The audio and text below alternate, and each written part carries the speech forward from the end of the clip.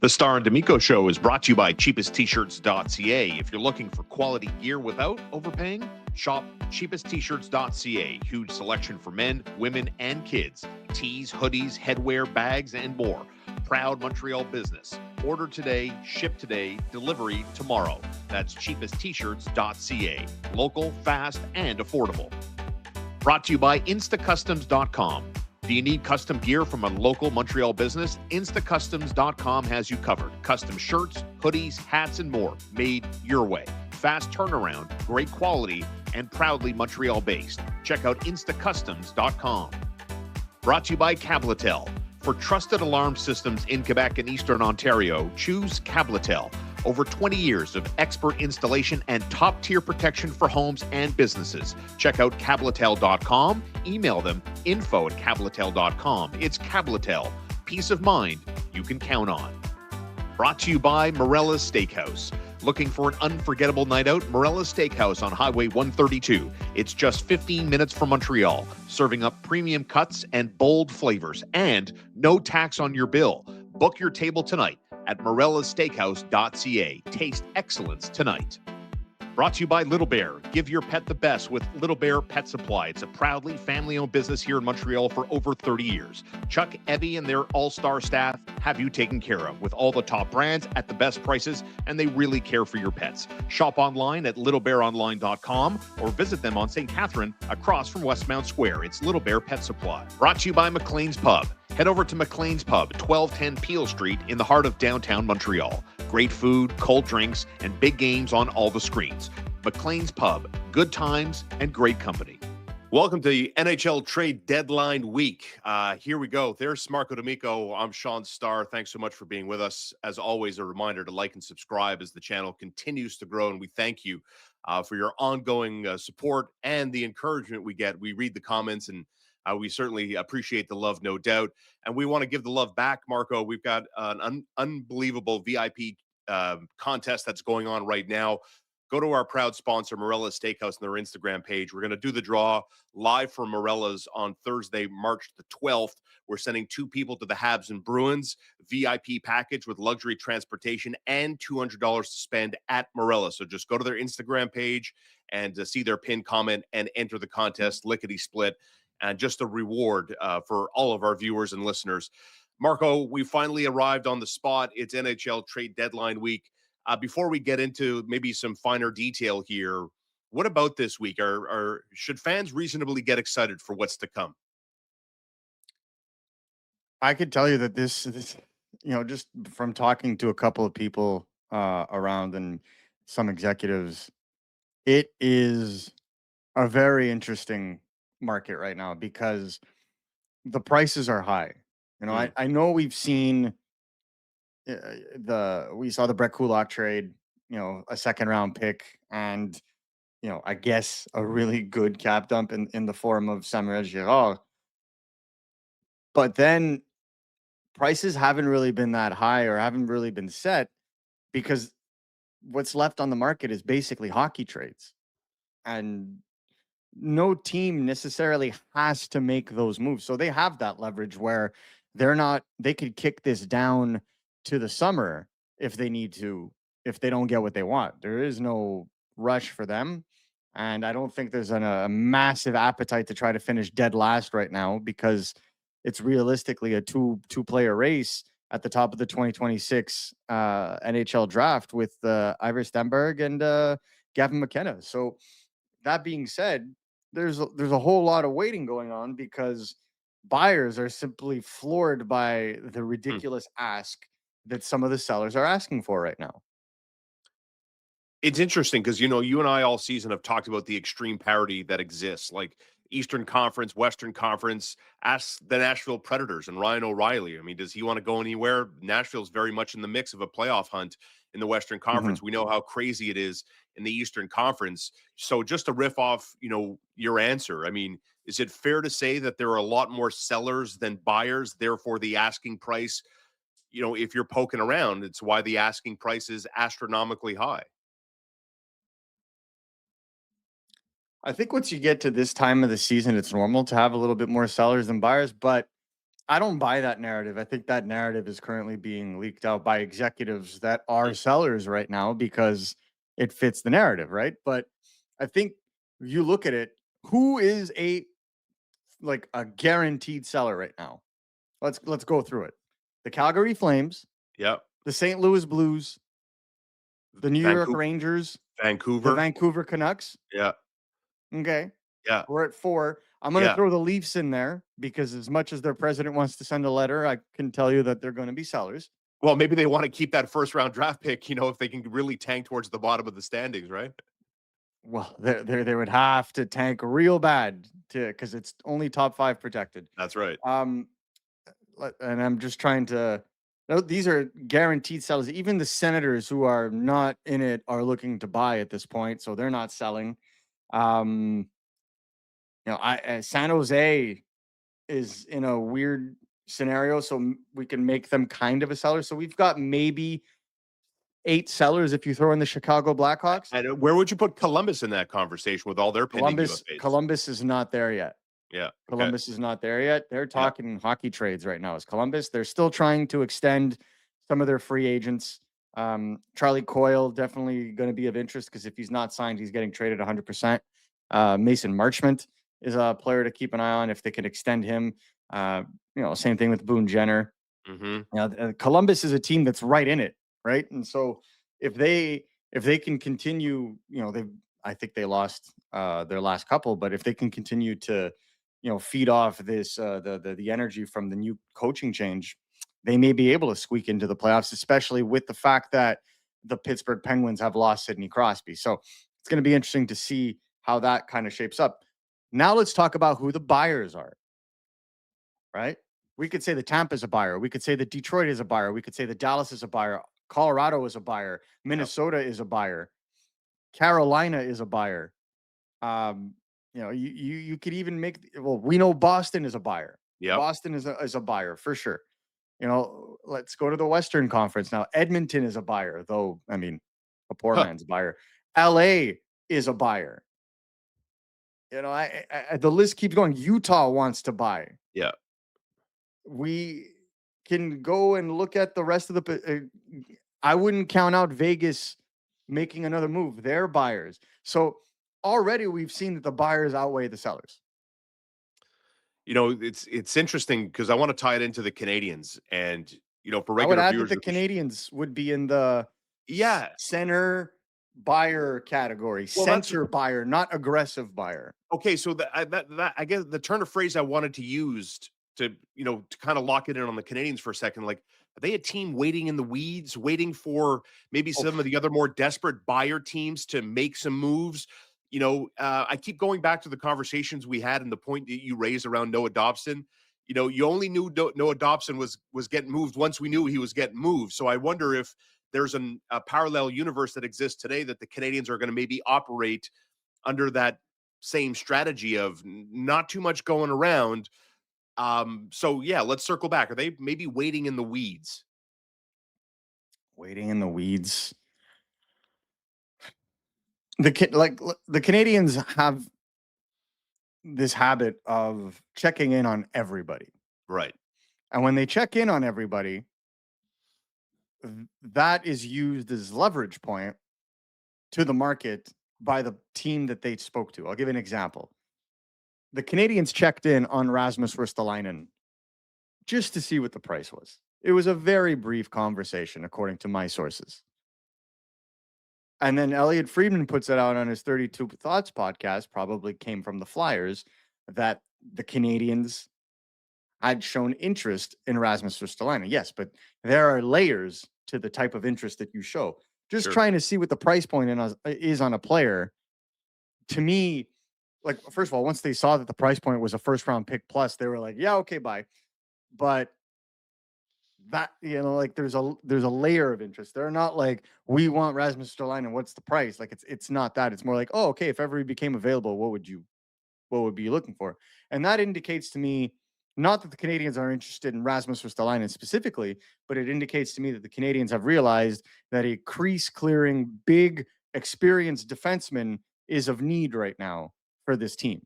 Especially, we think back to we think back to that game against the Islanders. Like if they had that bigger crease clearing, penalty All day. killing, shutdown guy, they Yeah. probably closed that game out. So I understand where Kent Hughes is coming from, and that's why I can report with confidence that the Canadiens would like to add some toughness and some depth to their team, be it at forward or on defense.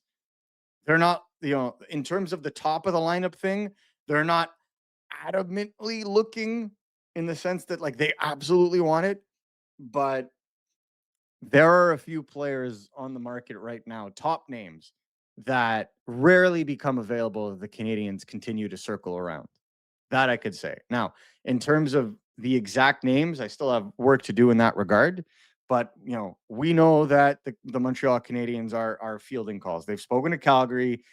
I don't know that that's a like dire need. They've spoken to the St. Louis Blues. We've been talking about the Canadiens and the Blues since the summer. Yeah. So these are the layers that they're talking about. And then there's other teams in a variety of other areas that they would maybe look at in terms of being able to add. I always look at Vincent Desharnais in San Jose. Like if that's a player that they want to, get rid of because maybe they want to rebuild not rebuild, but sell off some of their free agents. Maybe that's a cheap acquisition for the Montreal Canadiens. Maybe the Canadiens circle back with Calgary for, Zach Whitecloud and get a guy that's locked in for a couple of years that can play second or third pair on the right side. Like there are options is all I'm saying. And the Canadiens right now, from what I hear, the Canadiens aren't going to play it in the middle. They're either going to get some small depth to give, their young core a little bit more experience and a little bit more juice around them, or they're going to try a Dobson trade. There's Marco D'Amico. I'm Shaun Starr. Make sure to like and subscribe to our channel as we keep you updated all week around the Montreal Canadiens and the rest of the potential flurry of activity, hopefully, for NHL fans leading up to Friday's deadline. I would expect so. But it also doesn't it come down to, I mean, let's dig into the asking price. You went through the buyers and the sellers.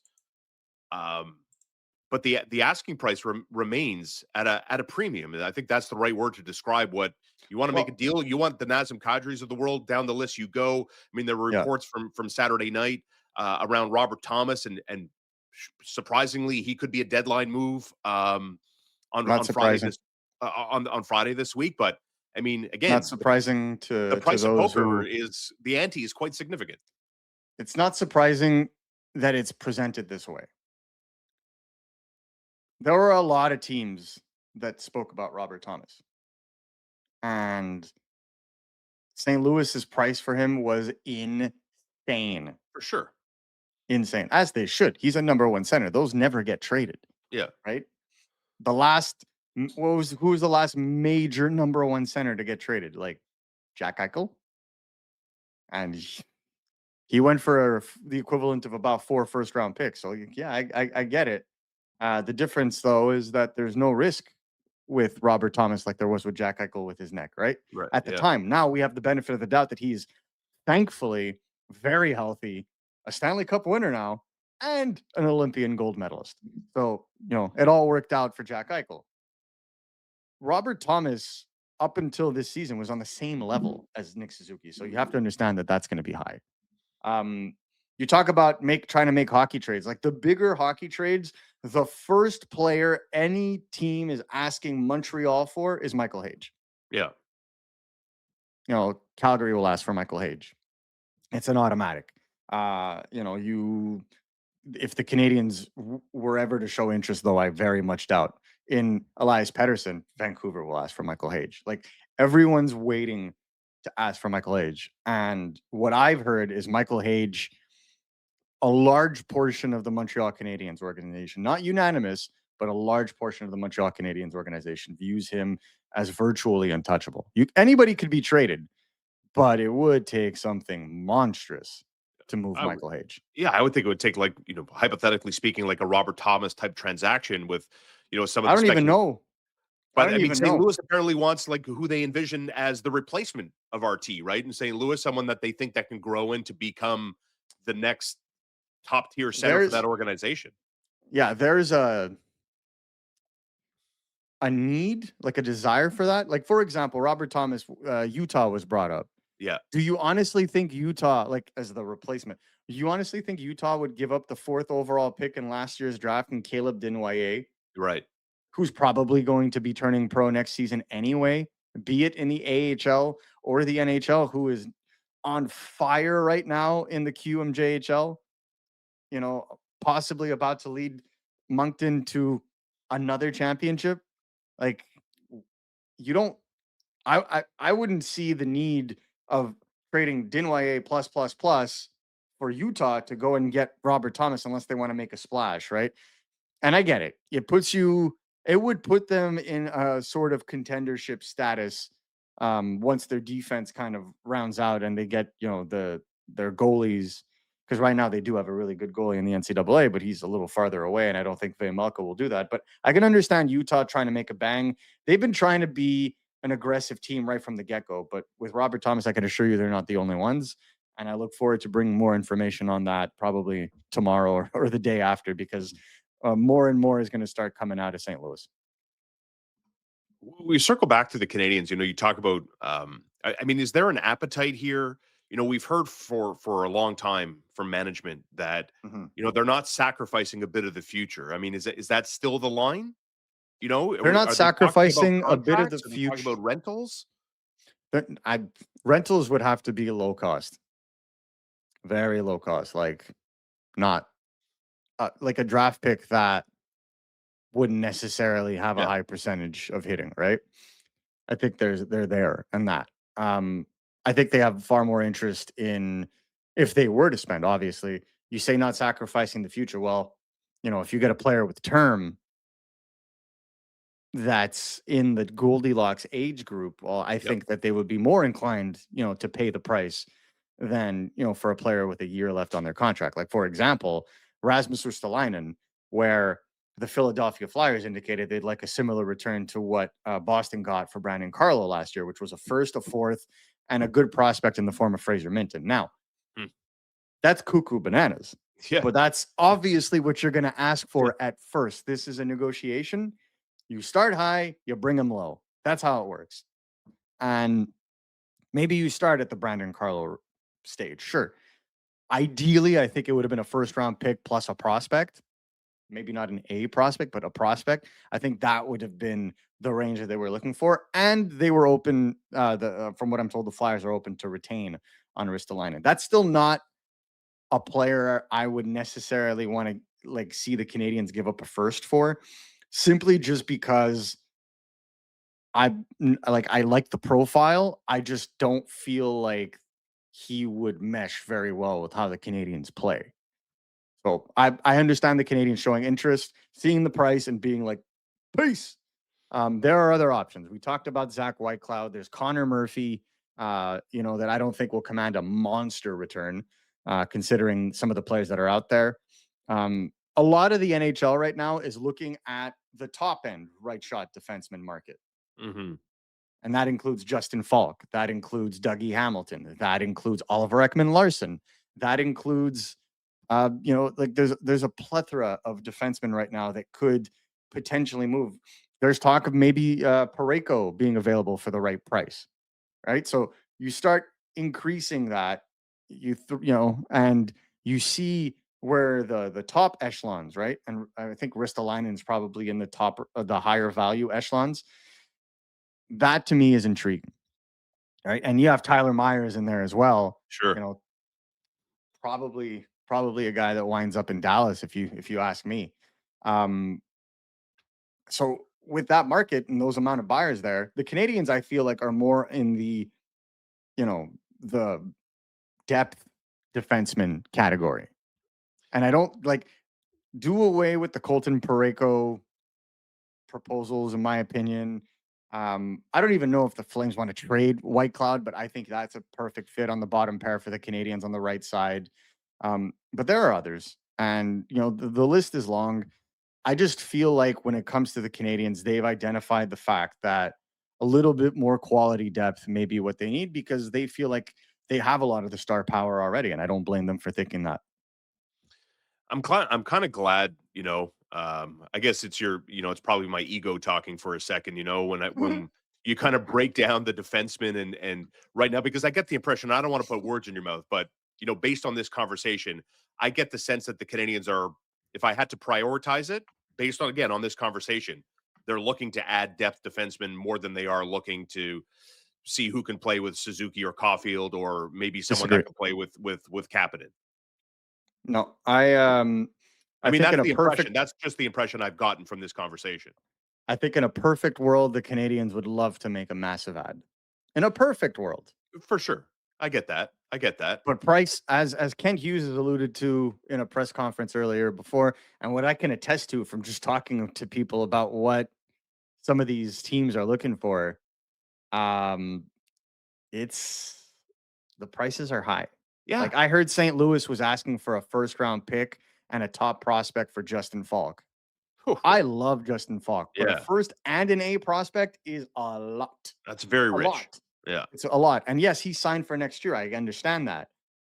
But I think everybody saw how trading for Brandon Carlo became a giant egg omelet falling onto the Maple Leafs face this year and maybe don't want to take that kind of plunge, right? It's going to be teams that are right there and that are going to be forced into this game. One of those teams, I believe, is going to be the Dallas Stars. The Stars have no choice but to improve on their back end. It's, to me, the one thing they really need to. And with the LTIR implications coming into play right now with Tyler Seguin, they have an extra $6 million to be able to go out and spend. Right. So that's a team, for example, Ristolainen, Tyler Myers, like those are guys. I say Tyler Myers to Dallas just because from what I've heard, he wouldn't be against going home to Texas. Interesting. So we'll Right. see how that Now, what about like plays out. the Jason Robertson discussions and No. the speculation around him Nope. in Dallas? Nope. They are not going to be making a Jason Robertson trade now. To trade Jason Robertson right now, you would need an equal or better player. They're in a win now situation. Exactly. Jason Robertson is a summer trade. They'll qualify him and then or they maybe it doesn't even get to the qualifying period. Maybe it's simply it's a trade that they look into around the draft, with extension, right? Because an 8-year extension, the only team that could really sign it is Dallas before they trade him, which is exactly what the Islanders did, for example, when they traded Dobson to Montreal. They signed him, then they traded him, because if Montreal acquired Dobson and then signed him, it would have been a maximum of 7 years.